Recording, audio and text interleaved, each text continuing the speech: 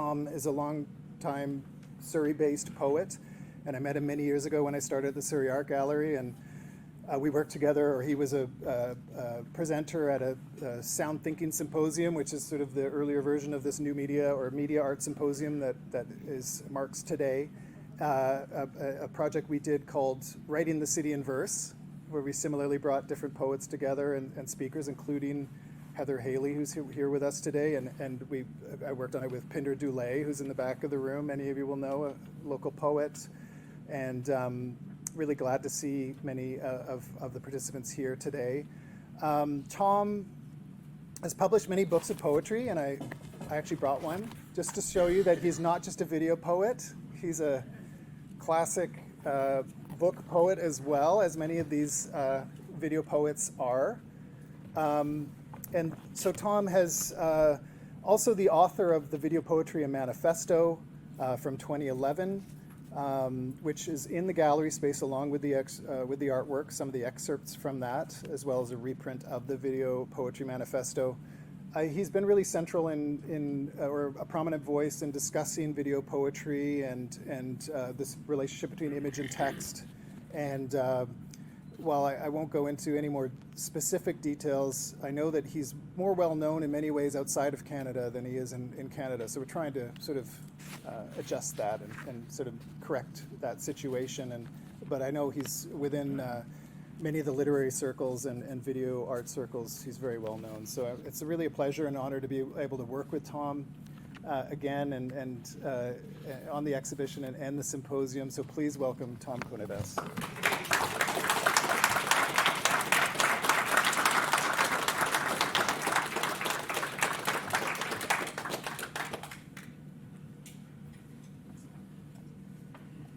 Well, had I known that we would be here instead of at the art gallery, I would have written something about the role of chance in this art form, which is something I'll do next time. So it's called this talk is called Video Poetry and its metaphors. When filmmaker Werner Herzog was asked, "What made you want to pull such a monstrous ship hundreds of tons over a mountain in the jungle, a seemingly impossible task which became the central image in the film Fitzcarraldo," he answered, "Because it's a great metaphor." For what, he struggled to say. He then suggested that it was an image dormant within us, within almost all of us, universally, and sometimes it needs a filmmaker or a poet to excavate it, to make it visible, to show it to the world, and make it a familiar item which belongs to the structure of visions. I would add that the world is not a stage, but it may be the only set of words that will come close to expressing how one feels about the world, or another set of words about video poetry, or about anything that needs to be excavated and made visible, shared with the world when we are feeling that we are the only one who can speak to that feeling. By calling upon a filmmaker or a poet to excavate it, Herzog may have been onto something more than he intended, because historically, whether it's a filmmaker or a poet, has made a difference where our art form is concerned. For the past 100 years, we have heard more from the filmmakers than the poets, that's for sure. The way I see it, it was in the 1920s when cinema was in dire need of a supporting metaphor so that it would be recognized as a true art form, in addition to architecture, painting, sculpture, music, theater, and literature. No better metaphor was available than poetry. In 1922, the Russian documentary filmmaker Dziga Vertov, whose film Man with a Movie Camera provided me with the title for our exhibition, Poets with a Video Camera, called for a decisive cleaning up of film language, for its complete separation from the language of theater and literature. But he also knew a good thing when he saw it, describing himself, "I'm a writer of the cinema. I'm a film poet. But instead of writing on paper, I write on the film strip." Vertov wanted it both ways. The prestige of poetry without the words of poetry. Jean Epstein, the French Impressionist filmmaker, echoed Vertov when he wrote of the cinema pur, pure cinema.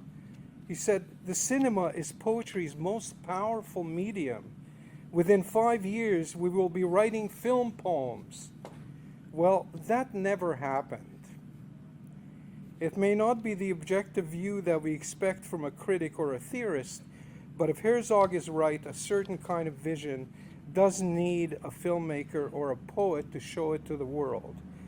I was such a poet. From the beginning, I wanted to see video poetry that, intentionally or not, would tell us more about itself as an art form, as if it were an existential question, what it should be and how it should distinguish itself. So I started to look for a good certain amount of self-consciousness, a gesture, a eureka moment, and what I was looking for was a good metaphor. A new art emerging is not an idle boast. Even today, with all the festivals dedicated to video poetry, added to the 7 or 8 established festivals in Europe, Argentina, South Asia, and the US, no matter where you go these days, which corner of the world, the question is always the same. What is video poetry, they ask us. You can take a stab at the answer, like you take this poem and you speak it or write it onto a medium like film or video, but the best we can hope for is a metaphor that works and will keep working for our audiences, working for future artists. In 1978, I completed my first video poem, Sympathies of War. It was in the spring of 1978. Later that year, in the winter issue of a mimeographed magazine called Montreal Journal of Poetics, I wrote, "I have come to gradually surrender my poetic powers to a medium which devours words as fire devours paper." A medium which devours words as fire devours paper. These were my first metaphors in defining the effect of what I had found in this new art form. In the year 1979, a new art was emerging, but video technology was not available to everyone. It certainly was not everywhere. The roots of video poetry are in experimental film, but experimental film had been losing interest in us ever since the 1920s dropped the ball after a few isolated attempts. There were a few. And yet poetry has come a long way since 1926. The many branches of poetry have reached out to us with sound poetry, concrete poetry, pattern poetry, vispo, langpo, vidpo, visual poetry, language poetry, film poetry, and of course video poetry, erasure poetry, even prose poetry, as paradoxical as that may sound. And video poetry has accommodated these, including homophonic poetry, as in Brandon Downing's work, which you should see in the gallery. Performance poetry, as in John Giorno's Just Say No to Family Values. E-poetry, as in Jim Andrews' Seattle Drift, who's here in our front row. Conceptual poetry, as in Mark Sutherland's poem in memory of Jack Donovan Foley, etc., etc. After World War II, the next generation of experimental filmmakers who came closest to the short form that was to be a feature of film poems and then video poems were led by Stan Brakhage and the structural materialist minimalist avant-garde who abandoned words, with some exceptions like Hollis Frampton, for the sake of what their supportive critics championed as a purity of filmmaking. Sound familiar? A cinema pur? Some Canadians, notably Michael Snow, investigated words as visual material, which eventually and indirectly influenced video poetry's use of text on screen, as one of the prime testing grounds for word-image relationships. A prime testing ground for word-image relationships could be a metaphor for video poetry, as in Hubert Selecki's Unequal Brothers, Valerie Leblanc's Splitting Image, and they are here today, and B.P. Nichols' Letter.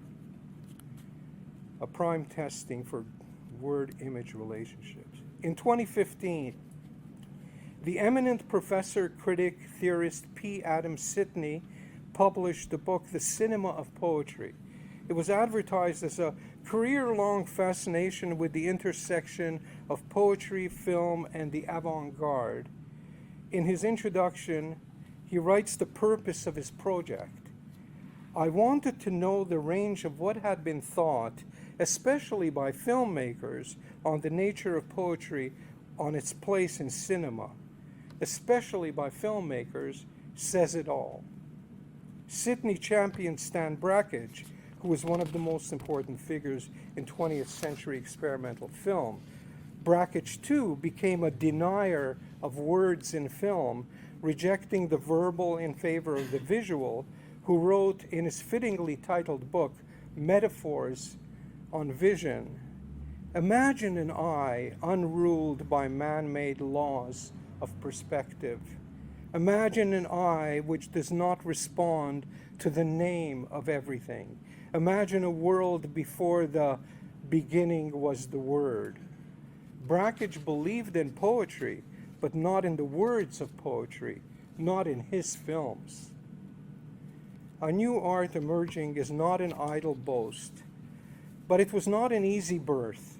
As early as 1953, the American experimental filmmaker Maya Derain contributes the metaphor of verticality, describing the way we perceive and identify the poetic moment in film. In poetry and the film, a symposium just like this one, facing down her adversaries, Dylan Thomas and Arthur Miller, she said, poetry is a vertical investigation of a situation in that it probes the ramifications of the moment, so that you have poetry concerned not with what is occurring, but with what it feels like or what it means. Apply that to a video poem like Ralph Schmerberg's After Gray Days, in which a chaotic Sunday afternoon in a household is deconstructed from inside a balloon when the father decides to grab a vacuum cleaner and blow up a giant balloon. Unpredictably, the mother grabs the balloon, stretches the opening, and forces her head inside. Suddenly, silence fills the room. We see her head inside the balloon. Raised to the ceiling, to the sky, she begins to speak with a soft voice, reciting the words to Ingeborg Bachmann's poem, To Be Free for a Single Hour. Free, far away. And just like that, the subject is separated from the world by a poem. The case of Maya Derain is a curious one. Her 1943 Meshes of the Afternoon was described as a film poem, but text-image relations were never an issue because she, like her cinema pure predecessors, excluded the material presence of words displayed or voiced. There were other filmmakers who picked up on the metaphor of poetry as the vertical. Sergei Eisenstein compared the horizontal movement of film shots to the horizontal linear development of a melody in music, as opposed to the vertical orchestration that produces the effect of harmony. As a metaphor, word-image relationships are no different from human relationships, meaning sometimes they get along and sometimes they don't. They get along when they are totally aware of the other's potential as well as their own. And once you've realized that, you will always associate the images with the text of the work. They have become soulmates. As for the ones that don't get along very well, they weren't right for each other, were they? How easy it is nowadays with all the texts, especially pre-existing poems, and images available, all the manipulation software available to transform the look and sound, to select just the right coupling or not to. It was in 2008 that I introduced the idea that the role of a video poet was to be a juggler, a visual artist, a filmmaker, a sound artist, and poet all combined, to juggle image, sound, and text so that their sometimes strange juxtaposition will create a new entity, an art object, a video poem, a poetic experience. The juxtaposition had to be strange. It could not be differentiated from any number of short narrative films.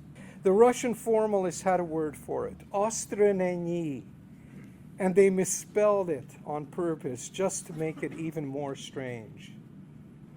They passed over the analysis of content, going all in on the form. Don Quixote was not about the character of that name. The character was just a device for holding together different kinds of narrative techniques. In fact, I took their central idea and plastered it on our gallery wall. The technique of art is to make objects unfamiliar, to make forms difficult, to increase the difficulty and duration of perception, because the process of perception is an aesthetic end in itself and must be prolonged, which is, I guess, what I'm doing right now. There are more than 2 or 3 metaphors that can demonstrate the presence of what Clive Bell would call significant form when they try to describe this art form called video poetry. I will close this roundabout, this labyrinth, I hate to do this, leading hopefully somewhere to a beginning where we have 3 basic elements: text, image, and sound, which correspond perfectly to my all-time favorite metaphor for a threesome. As beautiful, there's the aesthetic connection, as beautiful as the chance meeting of a sewing machine and an umbrella on a dissecting table. And we haven't even touched upon the image as the context to the work. Our work is never finished, but I am. Thank you.